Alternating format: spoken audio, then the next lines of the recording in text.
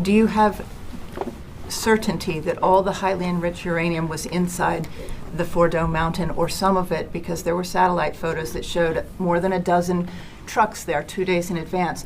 Are you certain none of that highly enriched uranium was moved? Of course, we're watching every single aspect, but Jennifer, you've been about the worst, the one who misrepresents the most intentionally. What the president says. I'm familiar. Report about the ventilation shafts on Saturday night. And in fact, I was the first to describe the B-2 bombers, the refueling, the entire mission with great accuracy. So I take issue with that. I appreciate you acknowledging that this was the first the most successful mission based on operational security that this department has done since you've been here, and I appreciate that. So we're looking at all aspects of intelligence and making sure we have a sense of what was where. Man, more like the Secretary of Defensive. When Pete Hegseth is this touchy, even with reporters from one of the most right-wing networks in the world and his own former employer, do you think that might just mean he's not giving us the full story? The new issue on the right is that reporting from a leaked intelligence assessment suggests that the U.S. attack on Iran might not have, quote, obliterated Iran's nuclear capabilities, as Donald Trump keeps insisting, but rather that they had plenty of advance notice of the attack and they were able to move their enriched uranium to a different location prior to the strike, meaning their nuclear ambitions were only set back a few months rather than years. And instead of being honest or even acknowledging the existence of that intel assessment, the White House is now engaging in a face-saving campaign, breathlessly insisting that they totally, definitely, bigly obliterated Iran's nuclear ambitions, and anybody who says otherwise is a traitor to this country who hates America, as was evidenced by Donald Trump's own response at the NATO summit yesterday. Thank you, Mr. President. You've made clear your position on what impact the strikes had. I wanted to ask you what is next with Iran. For instance, is there any indication from U.S. intelligence that Iran was able to move any material, including just uranium? The opposite. We think we hit them so hard and so fast they didn't get to move. And if you knew about that material, it's very hard and very dangerous to move. It's called, in many people, they call it dust, but it's very, very heavy. It's very, very hard to move. And they were way down. You know, they're 30 stories down. They're literally 30, 35 stories down underground. I think you got it all. Oh, yeah, we think we think it's covered with granite, concrete, and steel.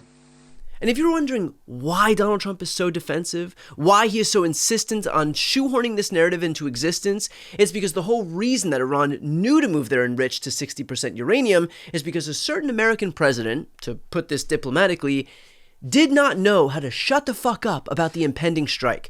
According to the New York Times, Mr. Trump seemed almost gleeful in telling reporters that he could make a decision 1 second before it's due because things change, especially with war. All the while, Mr. Trump was making blustery statements indicating he was about to take the country into the conflict. Everybody should evacuate Tehran, he wrote on Monday last week on Truth Social, the social media platform he owns. The following day, he posted that he had not left a meeting of the Group of Seven in Canada to broker a Middle East ceasefire, but for something, quote, much bigger. So, he told the world, stay tuned. These public pronouncements generated angst at the Pentagon and U.S. Central Command, where military planners began to worry that Mr. Trump was giving Iran too much warning about an impending strike. A small group of top military officials at the Pentagon and U.S. Central Command in Tampa had already begun refining attack plans at the Fordo facility and other Iranian nuclear sites that military planners had drawn up years ago, but even as the military planning was being conducted in secrecy, each of Mr. Trump's social media posts seemed to be telling the world what was coming. The president, said one military official, was the biggest threat to OPSEC, or operational security, that the planning faced. In other words, if there's one thing that actually ensured that this plan would not work, it was Donald Trump himself. He was the reason that the Iranians had plenty of time to prepare for the attack because he is incapable of knowing when or how to exercise a modicum of discretion and not make himself the center of attention. So now, given the fact that reporting suggests that Iran was able to avoid obliteration, for Trump, it's about saving face for himself and protecting his own reputation. He doesn't want to be blamed for the screw-up that he himself caused, so his sole goal right now is to offer up the talking point that Iran's facilities were 100% obliterated, and if you push back on that even a little bit, then not only are you a liar, but you hate our military. That's why he tweeted, "We just caught the failing New York Times, working with fake news CNN, cheating again. They tried to demean the great work our B-2 pilots did, and they were wrong in doing so. These reporters are just bad and sick people. You would think they would be proud of the great success we had, instead of trying to always make our our country look bad. Total obliteration. See? If you dare question the God King, then you're a traitor to this country. Instead, you have to toe the Trump line and just keep saying obliteration loudly because, as we all know, real victory comes from saying words strong and nothing else, a point that Pete Hegseth seemed to have taken to heart. Hello, Mr. Secretary. Yeah. There's a reason the president calls out fake news for what it is. These pilots, these refuelers, these fighters, these air defenders, the skill and the courage it took to go into enemy territory flying 36 hours on behalf of the American people and the world to take out a nuclear program is beyond what anyone in this audience can fathom. And then the instinct of CNN, the instinct of the New York Times is to try to find a way to spin it for their own political reasons to try to hurt President Trump or our country. They don't care what the troops think. They don't care what the world thinks. They want to spin it to try to make him look bad based on a leak. Of course, we've all seen plenty of leakers. And what do leakers do? They have agendas. And what do? Do they share the whole information or just the part that they want to introduce? And when they introduce that preliminary report that's deemed to be a low assessment, you know what a low assessment means? Low confidence in the data in that report. And why is there low confidence? Because all of the evidence of what was just bombed by 12 30,000-pound bombs is buried under a mountain, devastated and obliterated.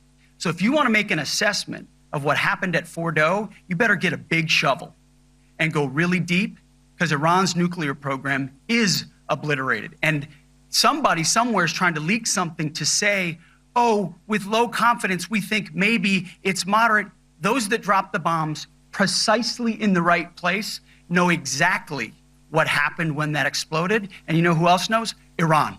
That's why they came to the table right away, because their nuclear capabilities have been set back beyond what they thought were possible because of the courage of a commander-in-chief who led our troops, despite what the fake news wants to say. So look, I want to make it clear, I'm not rooting against the military or the United States. I want us to succeed, and I don't want Iran to have a nuclear weapon. I also happen to think that this entire strike was illegal because it's Congress's power to declare war, not the president's, and that's important. And I also think that diplomacy would have gone further than a reckless strike that may very well drag us into yet another protracted war in the Middle East, one that is especially unpopular. But my objections aside, it happened, so I'd at least hope that I could trust what the government is telling us about what did happen, and yet those people seem more interested in holding a campaign rally and praising dear leader than being honest about what happened. And when even Fox News starts pushing back, it becomes clear that this administration might have just lost the plot. Before you go, if you enjoyed this content and you want to see more and support independent media, please subscribe to this channel. The subscribe button will be right here on the screen. But second, the reality is that we are now in a political environment where this administration can lean on any of the social media platforms to suppress certain voices if they don't like critical coverage. That means my longevity here is in the hands of a few tech billionaires who are already making it clear that they are willing to cater to this administration. To that end, signing up for my newsletter is a way for me to reach you directly if that ever becomes necessary. I'll put the link right here on the screen as well, so please sign up. It's free, but there's also an option to do a paid subscription if you'd like to support me and my team. I really appreciate it. Thanks so much for watching.